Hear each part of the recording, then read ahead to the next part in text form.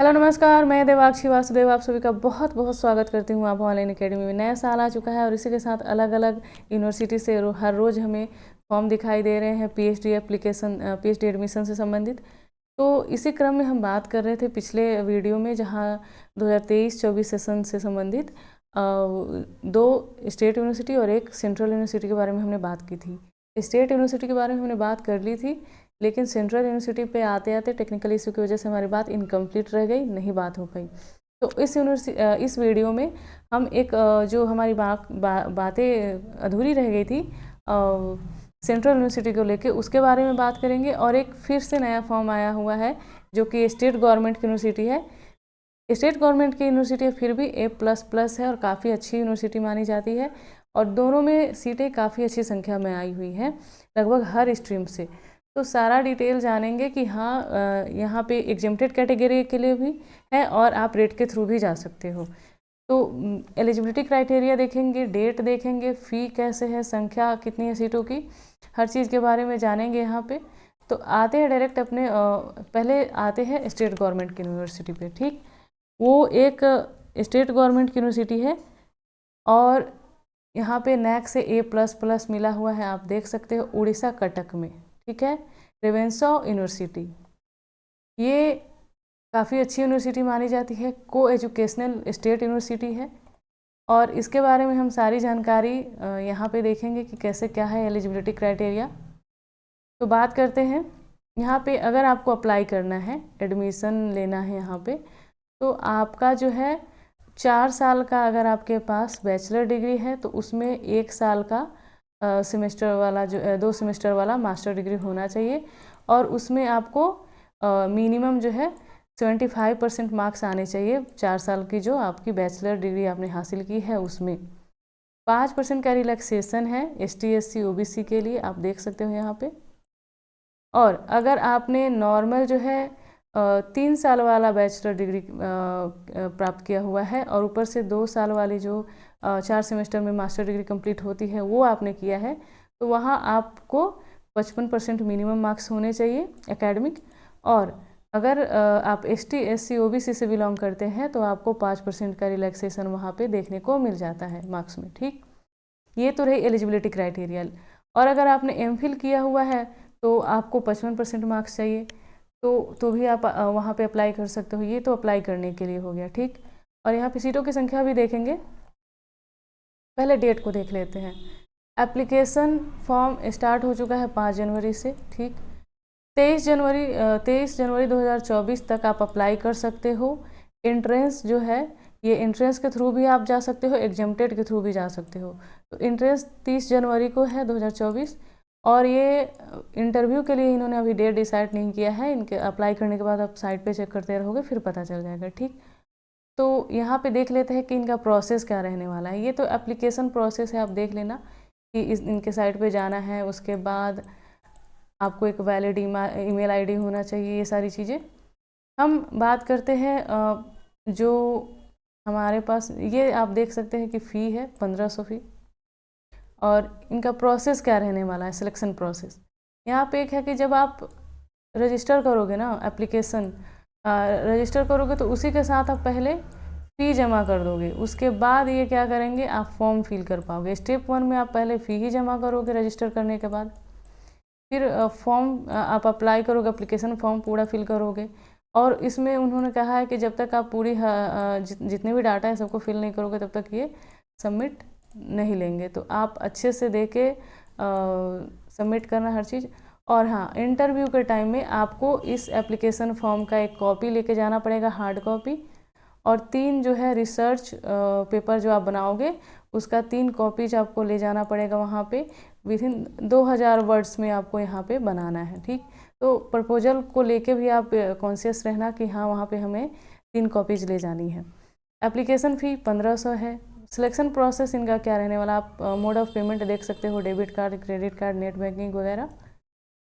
अब इनका देख लेते हैं कि प्रोसेस क्या रहने वाला है। जैसे कि हर जगह मैक्सिमम आजकल आपको देखने को मिलता होगा कि 2 स्टेज यहाँ भी आपको पार करने पड़ेंगे। एक तो आपको टेस्ट देना पड़ेगा, दूसरा आप इंटरव्यू देना पड़ेगा। ठीक, अगर आप जो टेस्ट दोगे, ठीक है, उसमें 50% आपका मिनिमम आना चाहिए मार्क्स, तब जाके आप क्वालिफाई समझे जाओगे। 5% का रिलैक्सेशन है, जैसे मान लीजिए अगर 100 प्रश्न है तो उसमें से मिनिमम 50 आपके क्वेश्चन सही होने चाहिए, तब जाके आप क्वालिफाई समझे जाओगे एग्ज़ाम में। लेकिन मेरिट वो तैयार करेंगे, जितने ज़्यादा आपके मार्क्स ज़्यादा आएंगे उसी के हिसाब से वो बच्चों को इंटरव्यू में बुलाएंगे, या आपको भी पता होगा। तो ये क्वालिफाई है, बस क्वालिफाइंग इतना मार्क्स है, इससे जितना ज़्यादा आप लाओगे उतना ही अच्छा रहेगा।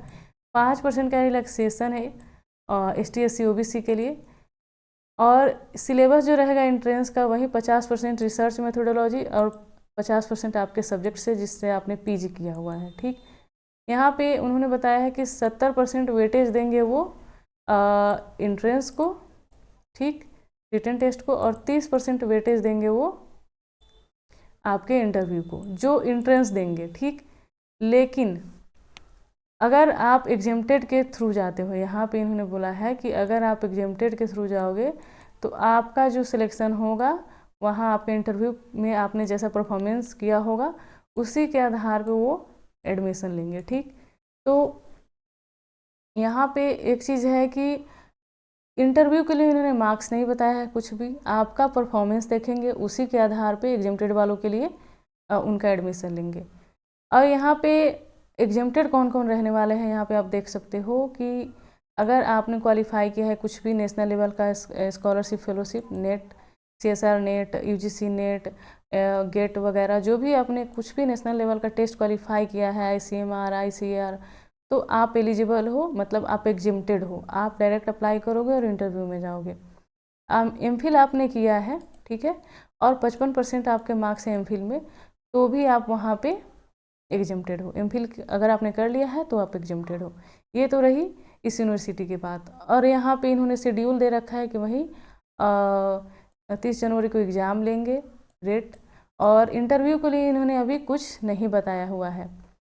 आप यहाँ पे देख सकते हो कि सिलेबस उन्होंने क्या बताया है कि इनकी यूनिवर्सिटी में जो पढ़ाई होती है, जो पढ़ाया जाता है PG में, वही ये सब्जेक्ट को लेके जो आपका PG में पढ़ाया जाता होगा जिस सब्जेक्ट को, उसी सब्जेक्ट से ये इनका 50% क्वेश्चन आने वाला है। लेकिन इनका जो सिलेबस है उसी के हिसाब से, तो आप इनका सिलेबस डाउनलोड कर लेना अगर आप रेट के थ्रू जाओगे तो। यहाँ पे 100 मार्क्स के जो है प्रश्न होंगे, 2 घंटा आपको मिलेगा ड्यूरेशन। और यहाँ पे देख ही रहे हो 50% सब्जेक्ट मेथोडोलॉजी और 50% जो है आपका सब्जेक्ट से आएगा, ठीक है। यहाँ पे निगेटिव मार्किंग नहीं है, यहाँ पे निगेटिव मार्किंग नहीं है, तो एक अच्छी बात है। अब देख लेते हैं सीटों के बारे में। देख सकते हैं आप यहाँ पे बॉटनी में 26 सीटें हैं, केमिस्ट्री में 7, कंप्यूटर साइंस में 2, एजुकेशन में 2, इंग्लिश में 6, और इकोनॉमिक्स में 12, जियोलॉजी में 9, ज्योग्राफी में 11, हिस्ट्री में 6, मैथमेटिक्स में 3, मैनेजमेंट में 5, उड़िया में, क्योंकि ये उड़ीसा कटक में है तो उड़िया तो आना ही है, तो 6 उड़िया में, फिलोसॉफी में 10, फिजिक्स में 5, पॉलिटिकल साइंस में 8, साइकोलॉजी में 4, सोशोलॉजी में 5, स्टैटिक्स में 8, उर्दू में 2, जूलॉजी में 12। तो ये तो रहा हमारा जो है, कौन सी यूनिवर्सिटी थी ये, हाँ आप देख सकते हो रेवेन्सो यूनिवर्सिटी है यहाँ पे, जो कि काफ़ी एक अच्छी यूनिवर्सिटी मानी जाती है। इसके बारे में आप इनके साइट पे जाके ब्रोशर डाउनलोड करके देख लेना, ठीक है। अब हम आते हैं जो हमारी सेंट्रल यूनिवर्सिटी एक रह गई थी जिसके बारे में बात हम नहीं कर पाए थे कम्प्लीटली, वो है हरि सिंह गौर विश्वविद्यालय, जो कि मध्य प्रदेश में पड़ेगा आपको। और इसको भी A+ मिला हुआ है नाक से, तो नैक से, तो अच्छी यूनिवर्सिटी मानी जाती है। इसके बारे में हम सबसे पहले एलिजिबिलिटी क्राइटेरिया। अब एलिजिबिलिटी क्राइटेरिया में सेम वही चीज़ है जो हमने पिछले यूनिवर्सिटी के बारे में बताया था यहाँ। तो अगर आप इस यूनिवर्सिटी के लिए एलिजिबल हो, ठीक, तो आप अगर इस यूनिवर्सिटी के लिए एलिजिबल हो तो आप यहाँ भी एलिजिबल हो। यहाँ पे आप देख सकते हो कि अगर आपने 4 साल का बैचलर डिग्री किया हुआ है और 1 साल का मास्टर डिग्री किया हुआ है तो वहीं आपको 75% चाहिए, 5% का रिलैक्सेशन आपको मिलने वाला है। अगर आपने मास्टर्स किया हुआ है 2 साल का और बैचलर डिग्री 3 साल का तो आपको 55% चाहिए, जनरल से हो तो आप 5% का OBC ST SC को मिलने वाला है रिलैक्सेशन। एमफिल में वही चीज़ है, एमफिल में अगर आपने एमफिल किया हुआ है तो 55% आपके मार्क्स होने चाहिए। तो ये एलिजिबिलिटी क्राइटेरिया होगी अप्लाई करने के लिए। यहाँ भी एग्जेम्प्टेड का सेम वही चीज़ है, ड्यूरेशन का सेम वही चीज़ है, मिनिमम 3 साल और मैक्सिमम 6 साल, हर चीज़ सेम है एलिजिबिलिटी क्राइटेरिया को लेके। एग्जेम्प्टेड वही लोग होंगे, CSR नेट गेट JRF वगैरह आप देख लेना, कोई भी आपको फेलोशिप मिली है तो आप एग्जेम्प्टेड हो। यहाँ पे थोड़ा एंट्रेंस टेस्ट को लेके थोड़ी अलग चीज़ें हो जाती है। एक तो 100 क्वेश्चन यहाँ भी होंगे, लेकिन 70 मार्क्स का, जैसे कि 0.7 मार्क्स का हर एक क्वेश्चन होगा। और आपको जो है यहाँ भी रिसर्च मेथोडोलॉजी और सब्जेक्ट से आपके प्रश्न आएंगे, लेकिन यहाँ पे जो मेरिट तैयार होगी यहाँ पे आप वही क्वालिफाइंग्स जो है 50%, SC OBC के लिए 5%। यहाँ पे सिलेक्शन प्रोसीजर क्या है कि जैसे कि जो टेस्ट देंगे तो उनके लिए 70 मार्क्स का टेस्ट और 30 मार्क्स का इंटरव्यू, लेकिन जो इंटरव्यू देंगे वो उनका जो इंटरव्यू होगा टोटल 100 मार्क्स का होगा। आपका टोटल 100 मार्क्स का इंटरव्यू होगा, बिल्कुल पिछली यूनिवर्सिटी की तरह कि उनके इंटरव्यू के परफॉर्मेंस पे ही उनको एडमिशन दिया जाएगा। तो यहाँ भी सेम चीज़ कही जा रही है, बस कहने को एक दे दिया गया है कि 100 मार्क्स का इंटरव्यू होगा। तो आप अपना देख लेना, जितना अच्छा आपका मार्क्स होगा 100 मार्क्स में आप अच्छा इंटरव्यू दोगे, उसी के हिसाब से यहाँ पे एडमिशन होने वाला है। ये तो रह गया इनका जो प्रोसीजर है और हर चीज़ कैसे क्या करेंगे, ये सब्जेक्ट क्या रहने वाला है एग्जेम्प्टेड और एंट्रेंस वालों के लिए। अब डेट के बारे में देख लेते हैं। 5 जो है तारीख से यहाँ भी आप अप्लाई कर सकते हो, ठीक है। 5 तारीख से यहाँ भी अप्लाई कर सकते हो और 2 फरवरी तक लास्ट डेट है। इसमें एक अच्छी चीज़ ये है कि जैसे एंट्रेंस 17 मार्च को हो रहा है और हर चीज़ करते कराते ये लोग आंसर की जारी करेंगे 21 मार्च को, और हर चीज़ करते कराते ये लोग अप्रैल में इंटरव्यू लेने वाले हैं। तो एग्जेम्प्टेड कैटेगरी वालों के लिए काफ़ी अच्छी सूचना है कि वो उनके पास काफ़ी सारा टाइम मिल रहा है, वो तैयारी कर सकते हैं फॉर्म फिल करके आराम से। और ये सारी अपडेट्स को देख सकते हो। फाइनल रिजल्ट आते आते जो है मई में क्लास शुरू करने वाले हैं। उसके बाद आप देख सकते हो कि अगर आप एंट्रेंस के थ्रू जा रहे हो तो किस किस सब्जेक्ट का किस किस दिन और किस किस तारीख और किस किस शिफ्ट में पढ़ने वाला है, तो आप चेक कर लेना यहाँ पे। फिर ये फॉर्म का प्रोसीजर दे रखा है यहाँ पे, आप देख सकते हो कि एप्लीकेशन फॉर्म में क्या क्या चीज़ें लगने वाली, डॉक्यूमेंट वीडियो पॉज करके आप देखना चाहो तो देख सकते हो। यहाँ पे क्या क्या ईमेल आईडी लगने वाला है, मोबाइल नंबर लगने वाला है, फ़ोटो सिग्नेचर वगैरह वहीं जो मैक्सिमम जगह लगता है।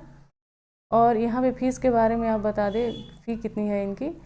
1000 जनरल कैटेगरी वालों के लिए, OBC SC के लिए, 500 जो है ST SC और फिजिकल हैंडीकैप के लिए। अगर एडिशनल आप फॉर्म अप्लाई करते हो अलग सब्जेक्ट या अलग किसी डिसिप्लिन में तो आपको 500, अगर जनरल हो तो ST SC OBC के लिए 250, EWS OBC वालों के लिए भी 500 ही है।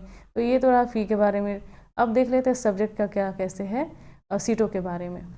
तो सीटों के बारे में आप देख सकते हो, एंसेंट इंडियन हिस्ट्री में 3 और एंथ्रोपोलॉजी में 4, अप्लाइड जियोलॉजी में 1, माइक्रोबायोलॉजी में 3, बोटनी में जो है 5, बिजनेस मैनेजमेंट में 7, केमिस्ट्री में 15, कॉमर्स में 15, क्रिमिनोलॉजी में 3, इकोनॉमिक्स में 7, एजुकेशन में 23, इंग्लिश में 5, फिर फॉरेंसिक साइंस में 3, जियोग्राफी में 4, हिंदी में 8, हिस्ट्री में 9, जर्नलिज्म मास कम्युनिकेशन में 2, लाइब्रेरी इंफॉर्मेशन साइंस में 1, लिंग्विस्टिक में 3, मैथमेटिक्स में 8, म्यूजिक में 2, फार्मास्यूटिकल साइंस में 8, फिजिक्स में 13, पॉलिटिकल साइंस पब्लिक एडमिनिस्ट्रेशन में 7, साइकोलॉजी में 1, एडल्ट एजुकेशन में 2, संस्कृत में 10, सोशोलॉजी सोशल वर्क में 7, उर्दू में 1, जियोलॉजी में 7, फाइन आर्ट्स में 1, परफॉर्मिंग आर्ट्स में 1, एनवायरमेंटल साइंस में 8, वैदिक स्टडीज़ में 2,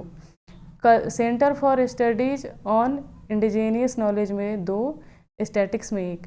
यहाँ पे फार्मास्यूटिकल जो साइंस है इसके बारे में इन्होंने यहाँ पे दे रखा है कि अगर आप इसमें अप्लाई करना चाहते हो तो आपका एम फार्मा होना चाहिए, प्लस में विथ वैलिड GPAT स्कोर। आपने GPAT किया हुआ है उसका वैलिड स्कोर होना चाहिए। ये मिनिमम क्राइटेरिया आप देख लेना एलिजिबिलिटी का फिर आप अप्लाई करना, अदरवाइज वो फॉर्म रिजेक्ट कर देंगे। तो आपने सीटों की संख्या देख ली, कैटेगरी वाइज, डेट वगैरह हर चीज़। फिर भी अगर कुछ क्वेरी बाकी हो या मुझसे कुछ छूट गया हो तो कमेंट कीजिएगा। अभी के लिए इतना ही, धन्यवाद।